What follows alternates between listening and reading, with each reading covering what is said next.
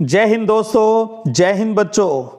एक बार फिर आपका स्वागत है और आज हम बात कर रहे हैं हिस्ट्री के अंदर आप बेस्ट से बेस्ट आंसर कैसे लिख सकते हो। और इसके लिए मैं आपको दिखा रहा हूं माध्यमिक शिक्षा बोर्ड की लास्ट ईयर यानी 2022 की बोर्ड परीक्षा के एक टॉपर बच्चे की कॉपी जिसके पूरे में से पूरे मार्क्स आए हैं। तो आप भी देखिएगा उस बच्चे ने किस प्रकार से लिखा।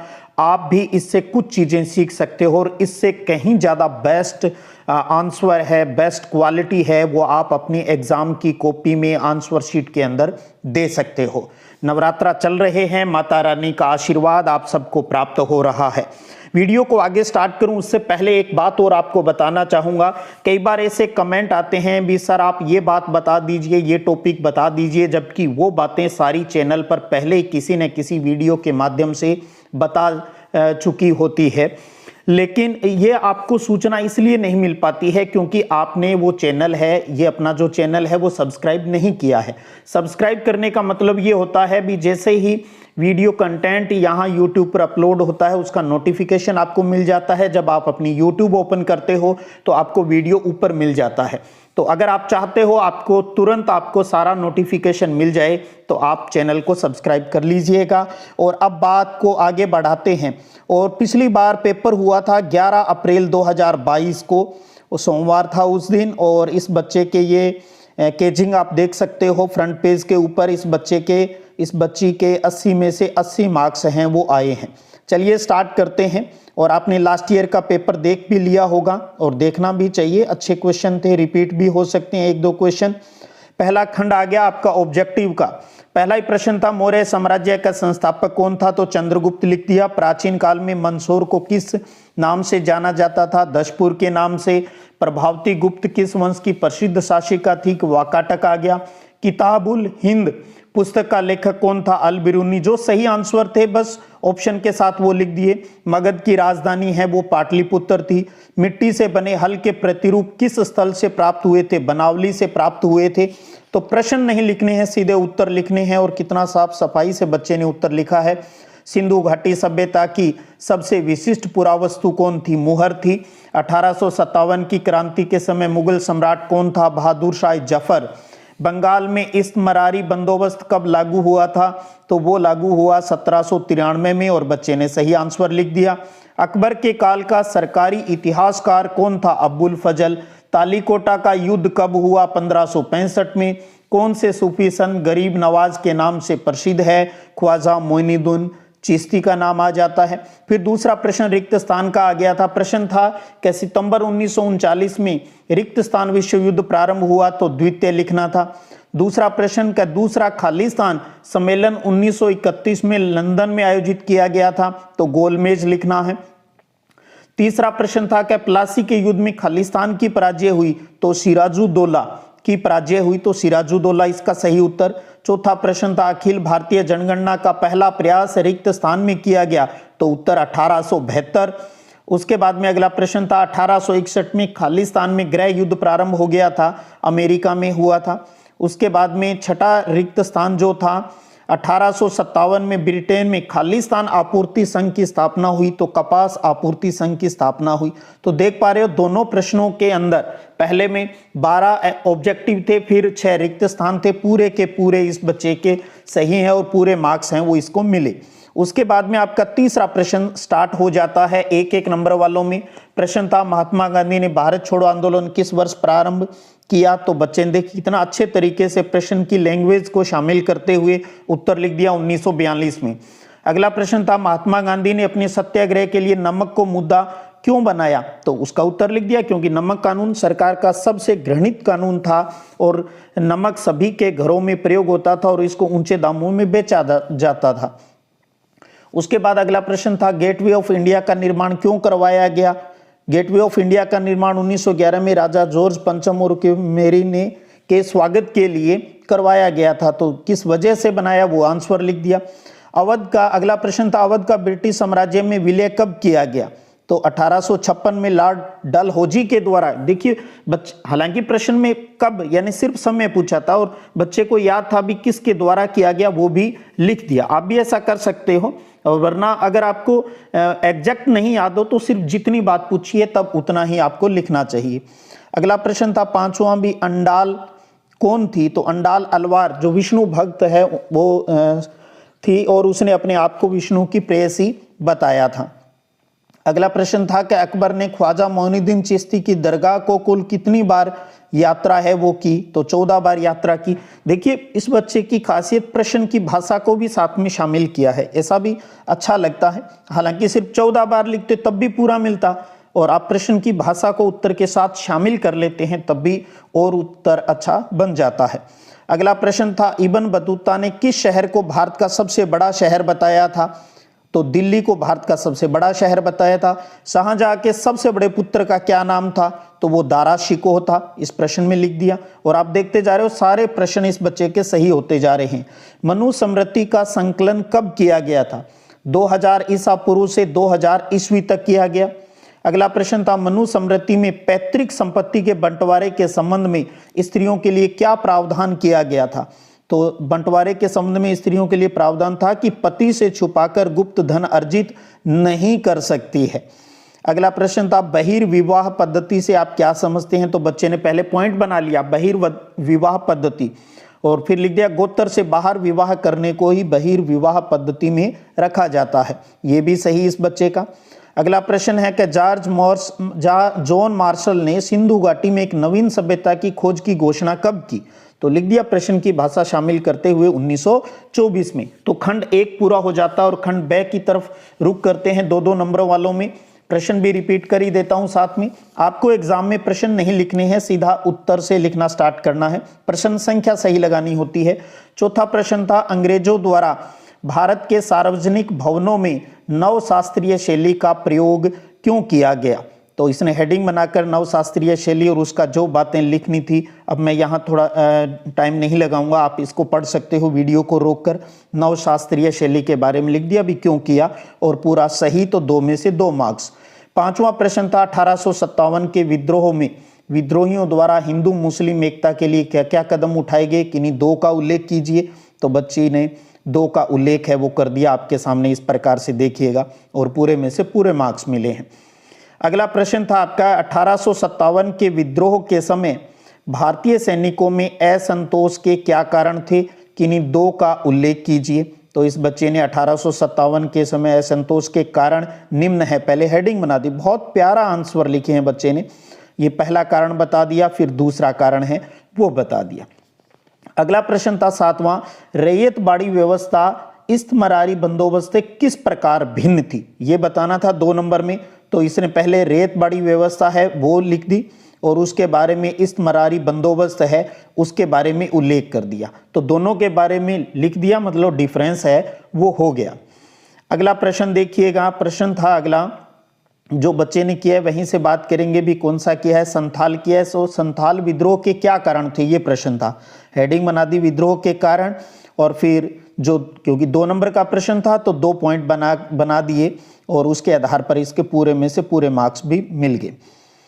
और अगला प्रश्न इसने 9वां किया है, जो प्रश्न इस प्रकार से था, आप कैसे कह सकते हैं कि विजयनगर के प्रधानमंत्री राम राय द्वारा सुल्तानों के प्रति अपनाई गई जो नीति थी वो जोखिम पूर्ण थी?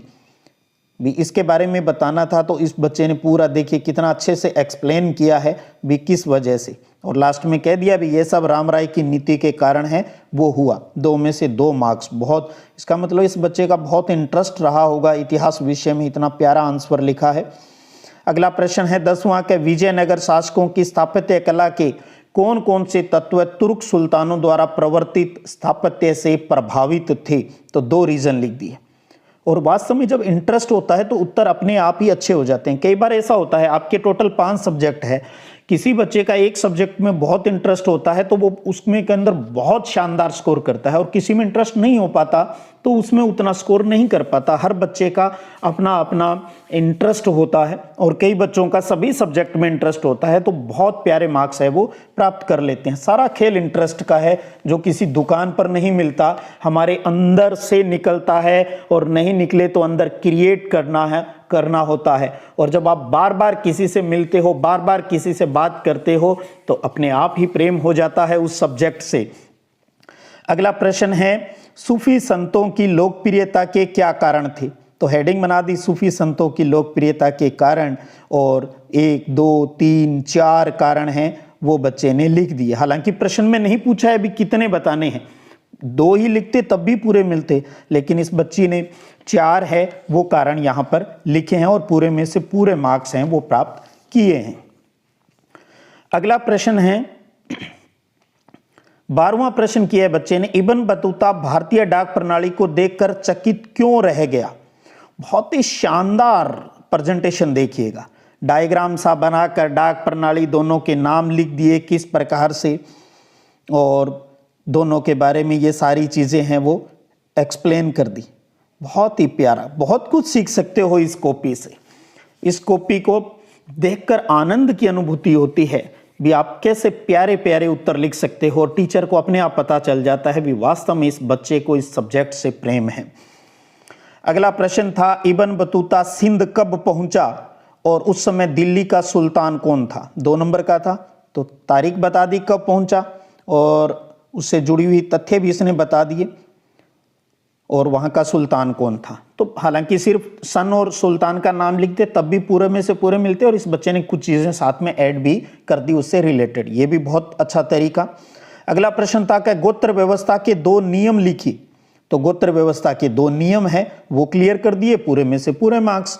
अगला प्रश्न था 15वां, कि 6ठी शताब्दी ईस्वी से सोने के सिक्के मिलने कम क्यों हो गए? इस प्रश्न का उत्तर है वो लिख दिया, और सही तो पूरे में से पूरे मार्क्स हैं वो मिल गए बच्चे को। 16वां प्रश्न था, सिंधु घाटी सभ्यता में प्रचलित बाटों की कोई 2 विशेषताएं बताइए, तो हेडिंग बना दी पहले भी, और उसके बाद में एक विशेषता, और उसके बाद में दूसरी विशेषता, क्योंकि ये बीच में कॉपी के साथ अटैच करते हो ना, धागे से मैप आ गया, तो वो मैप जहां बच्चे का अटैच किया हुआ फिर वहीं से कॉपी को स्कैन कर लिया था।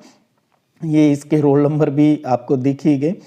और जो आपका मैप का प्रश्न था भी, इसमें पिछली बार ऐतिहासिक स्थलों की बात करें तो एक प्रश्न था भी जिसमें सूरत, अजमेर, मेरठ और कटक बताने थे, अथवा में जबलपुर, झांसी, अलीगढ़ और अंबाला वाला था। तो इस बच्चे ने पहले वाला सूरत, अजमेर, मेरठ और कटक को इस मैप के अंदर प्रदर्शित किया है, और देखिएगा पूरे में से पूरे मार्क्स हैं वो इस बच्चे को मिले हैं।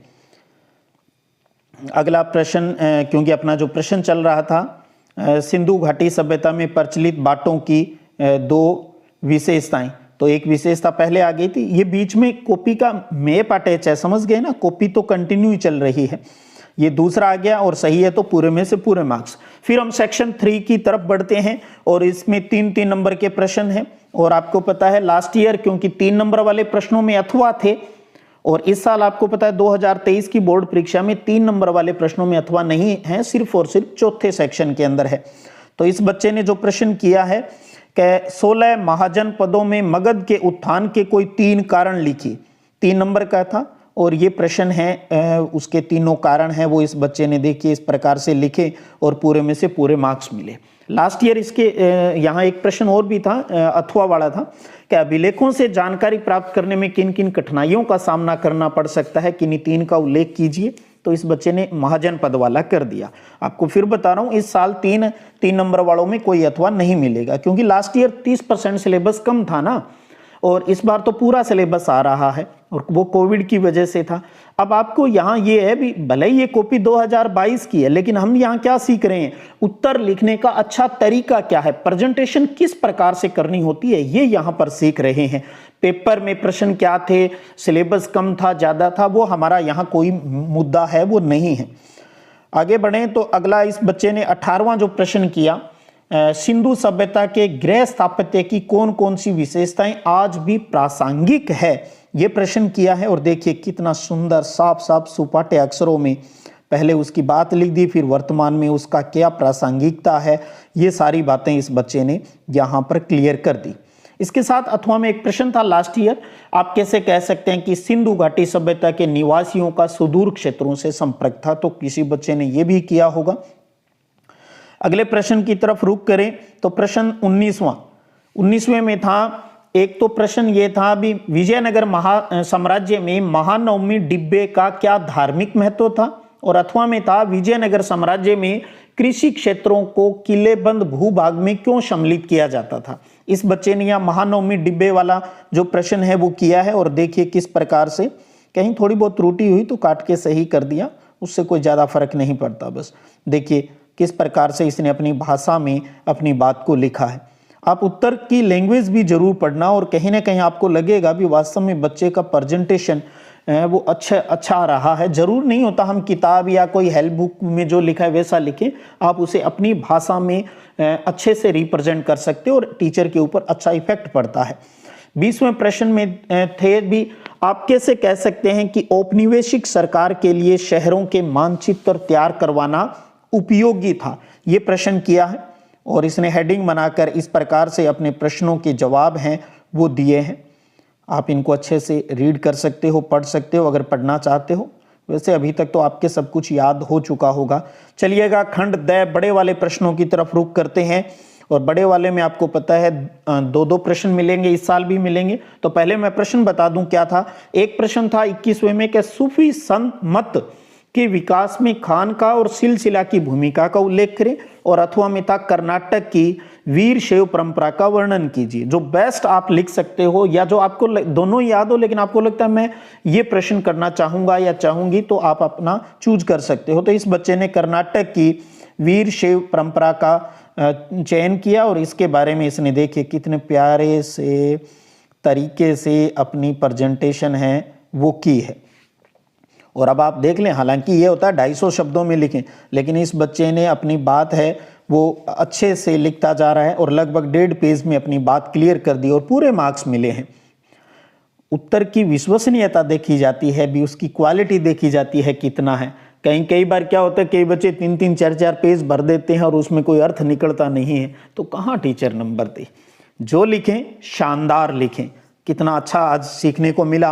22वां प्रश्न जो था उसमें भी 2 थे। एक था प्रश्न जन नेता के रूप में महात्मा गांधी के उत्थान का मूल्यांकन कीजिए, और अथवा में था राष्ट्रीय आंदोलन में नमक सत्याग्रह के योगदान का मूल्यांकन कीजिए। तो बच्चे ने नमक सत्याग्रह वाला किया है, तो उसकी हेडिंग बना दी और उसको अपने तरीके से अपने हिसाब से उसका आंसर है इस बच्चे ने यहाँ लिखे हैं। और देखिए किस प्रकार से इसकी विशेषताएं हैं वो भी इस बच्चे ने यहाँ पर क्लियर है वो की है।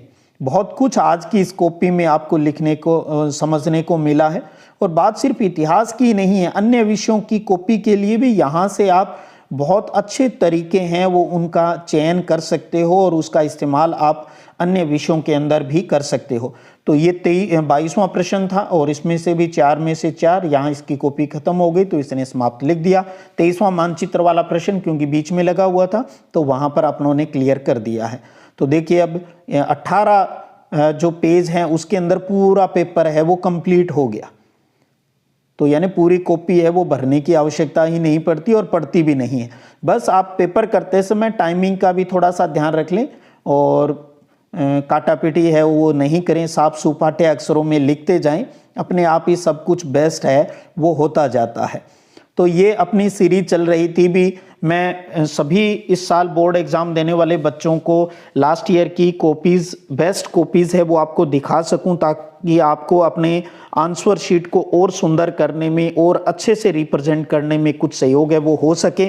तो इसी कड़ी में आज अपने ने इतिहास विषय की कॉपी देखी, उसके बाद में आपको आज शाम या कल तक आपको पॉलिटिकल साइंस विषय की कॉपी है वो भी अपलोड कर दूंगा, वहाँ से भी आपको बहुत कुछ सीखने को मिलेगा।